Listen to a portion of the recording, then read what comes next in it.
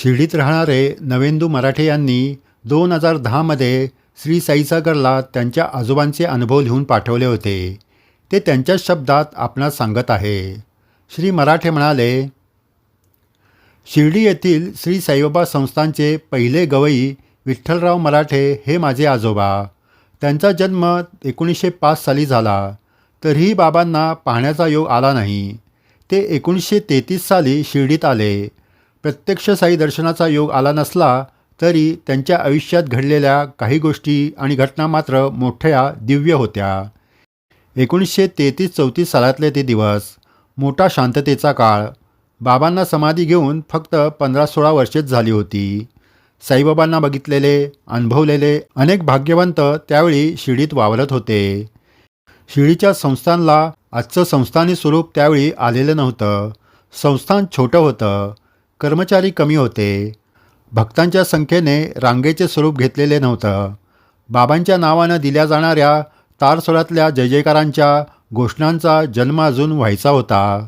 नामस्मरणाने आणि चिंतनाने भक्त साईंशी संवाद साधत होते. भक्तीचा सुगंध डोकं आणि मन दोन्हीही शांत करत होते. एका घटस्थापनेच्या दिवशी माझ्या आजोबांची शिर्डी संस्थानमधली नोकरी एकदाची स्थिर झाली, पक्की झाली. त्यांच्या मृत्यूपर्यंत म्हणजे 1971पर्यंत ते संस्थानच्या सेवेत होते. त्यावेळी निवृत्त होणे वगैरे प्रकार नव्हता.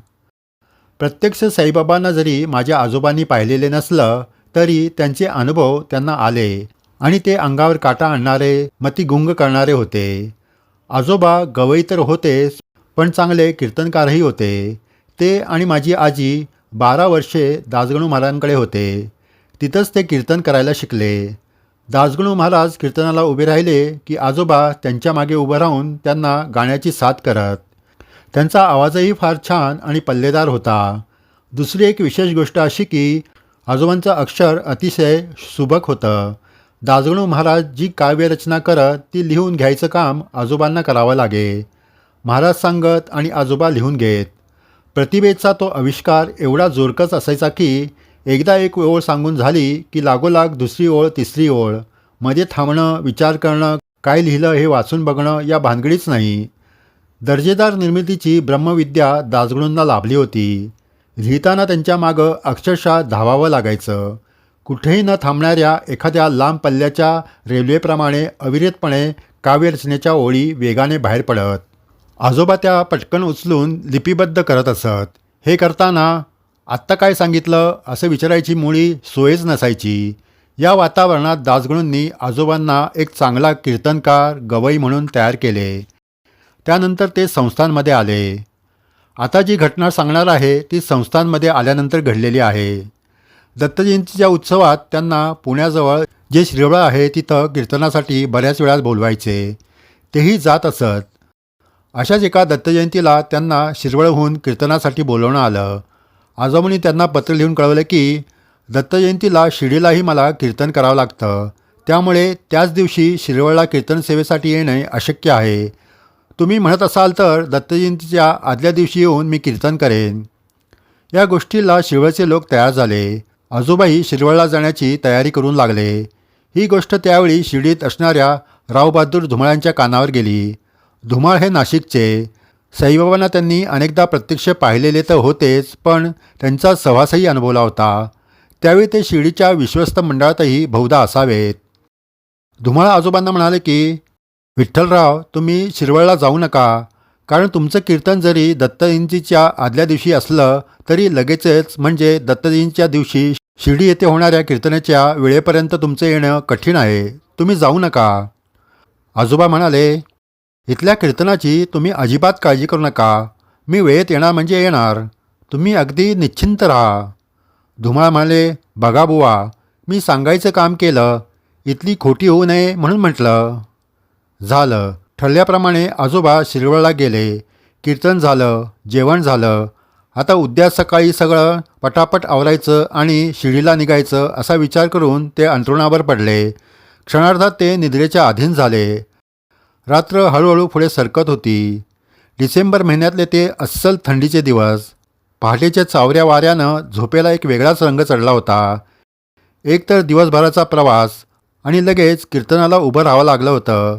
त्यामुळे थकलेले शरीर पहाटेच्या गारव्यानं आणखीनच झोपेचे अधीन गेलं.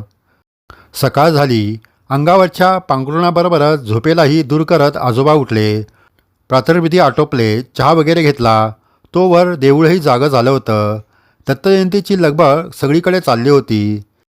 तिथल्या लोकांचा निरोप घेऊन आजोबा बाहेर पडले. हातात फक्त एक पिशवी, त्यात एखादं उपळणं आणि असलं तर एखादं धोतर. बाकी सामान काहीच नाही. कारण उघड्या अंगाने कीर्तन करायचे, त्यामुळे बाराबंदी पगडी, चिपळ्या हा थाट अजिबात नव्हता. आजोबा चालत चालत रस्त्यावर आले. शिरवळहून पुणे आणि पुण्याहून शिर्डी असाच आडाखा त्यांच्या डोक्यात असला पाहिजे. शिर्डीपर्यंत साधारण 7 तासांचा प्रवास गृहीत धरू. गाडीची वाट पाहत ते उभे राहिले. एकही गाडी नाही. एस टीचा जन्म तोपर्यंत झालेला नव्हता. बरं, त्या काळात ट्रॅफिक तरी एवढी कुठली? एखादं वाहन यायचं, त्याला ते हात करायचे, पण ते वाहन न थांबता पुढे जात होतं. वेळ त्यातल्या त्यात सकाळची होती म्हणून बरं, पण अडचणी आल्या म्हणजे सकाळही रात्रीसारखीच वाटायला लागते. एखादी गाडी येताना दिसली की असं वाटायचे की ती थांबेल, म्हणून ते हात दाखवायचे. थांबा थांबा म्हणून ओरडायचे, पण काही न ऐकता गाडी आणखीनच जोरात पुढे गेल्यासारखी वाटे. आली गाडी की दाखवा हात असा सपाटच त्यांनी सुरू केला, पण व्यर्थ. सकाळचे 9 वाजून गेले. डोक्याला हात लावून ते तिथल्याच एका दगडावर टेकले. उगीच आलो असे त्यांना वाटायला लागले. धुमाळांचं ऐकलं असतं तर बरं झालं असतं. धुमाळ वकील माणूस, आपल्यापेक्षा 4 पावसाळे जास्त पाहिलेला, त्यांचाही सल्ला धुडकावला. आजोबांचे डोळे भरून आले. शिर्डीला कधी पोहोचेन यापेक्षा कसा पोहोचेन या चिंतेने डोळ्यातून घळघळा पाणी वाहू लागले. समोरचा काळाशार रस्ता धुसर दिसायला लागला. आत्तापर्यंतच्या दृश्यात जे दिसलं नव्हतं ते एकदम डोळ्यापुढे आले. पत्त्यांच्या आणि समयांच्या थरथरणाऱ्या ज्योतींच्या प्रकाशात बाबांची समाधी दिसू लागली. समाधीच्या मागे ठेवलेली पितांबर नेसवलेली, गंध हारांनी सजवलेली साईबाबांची तस्बीर दिसू लागली आणि आजोबांचे हात झटकन जोडले गेले. त्यांनी अगदी कळवळून प्रार्थना केली, बाबा, आता तुम्हीच आहात. गाडी नाही की घोडा नाही, हातून शहाणपणा झाला, पण आता तुम्हीच या आणि मला शिर्डीला घेऊन जा. बेफाट वेगानं 2-3 गाड्या रस्त्यावरून सरसर आवाज करत निघून गेल्या. एकही गाडी थांबू नये याचं वाईट वाटत होतं. वाटायचं असंच उठावं आणि शिर्डीच्या दिशेने सुसाट पळत सुटावं. ते दगडावरून उठले आणि त्याचवेळी समोरून एक माल ट्रक भयंकर वेगाने आला. ट्रकचा क्लीनर अर्धा दाराबाहेर येऊन मोठ्याने ओरडत होता, शिर्डी जानेवाला कौन है? शिर्डी जानेवाले कौन है? आजोबांच्या अंगावर सरकन काटा आला. डोळे विस्फारून ते ट्रककडे पाहत होते. क्लीनर ओरडतच होता, शिर्डी जानेवाला कौन है? आजोबा वेड्यासारखे धावले, म्हणाले, मी मी मी. ट्रक थांबला. क्लीनर ओरडला, चलो चलो. आजोबांनी ट्रकमध्ये अक्षरशः उडी मारली आणि पुढच्या क्षणी ट्रक पुढे झेपावला, सुटला. अगदी वाऱ्यासारखा सुटला. भांबावलेल्या नजरेने आजोबा सभोवार पाहत होते. वाड्या, वस्त्या, झाडं, झुडपं, नद्या, नाले भराभर मागं टाकत ट्रक हा वेगाने निघाला होता. हा कसला राक्षसी वेग! वाराई भिवून दूर पळावा असा हा वेग! अगदी निमिषार्धात घडलेल्या घटनेने वेड लागल्यासारखं झालं त्यांना. ते अगदी जीव मुठीत धरून बसले. वेगाच्या सपाट्यात पुणं कधी मागं पडलं कळलंही नाही. साधारण दुपारी 3:45च्या सुमारास गाडीनं राहत्याचा पूल झपाट्याने ओलांडला आणि काही क्षणातच गाडी शिर्डीत येऊन थांबली. आपण खरोखर शिर्डीला पोचलोय असं अजूनही त्यांना वाटत नव्हतं. शिरवळ ते शिर्डी हा सगळा प्रवास त्यांना स्वप्नवतच वाटत होता. चलो आ गई शिर्डी, असं क्लीनर म्हणाला आणि आजोबा उतरले. आजोबांनी त्या ट्रकवाल्याला किती पैसे दिले, त्याने ते घेतले का हा तपशील मला माहीत नाही. आजोबा घाईघाईने घरी आले. आजी वाटच पाहत होती. त्यांनी पिशवी ठेवली, चूळ भरली, पाणी प्याले, अंगातला सदरा काढला, खांद्यावर उपळणं टाकलं आणि घरी आले म्हणेपर्यंत मंदिरात गेले. सभामंडप वाटच पाहत होता. आजोबा गालीच्यावर येऊन उभे राहिले. रावबहादूर धुमाळ अवाक होऊन पाहतच होते. कीर्तनाला सुरुवात झाली. कीर्तनात आजोबांनी शिरवळ ते शिर्डी या अद्भुत पण खरोखर घडलेल्या प्रवासाची गोष्ट सांगितली. तो ट्रकवाला कोण होता? तो क्लीनर कोण होता? ट्रक खरा होता की मायावी? हे प्रश्न मती गुंग करणारे होते. त्यांची उत्तरे बुद्धी पलीकडची होती. धुमाळ अक्षरशः रडू लागले. ही गोष्ट घडून आज 60 वर्षांपेक्षा जास्त काळ लोटला आहे, परंतु अजूनही या गोष्टीतलं अद्भुत मला ओसरल्यासारखं वाटत नाही. भल्या भल्यांच्या बुद्धीला पांगळं करणारे, डोके बंद पाडणारे अनेक चमत्कार बाबांनी केले होते आणि आजही ते करतात. त्यातलाच हा एक नमुना.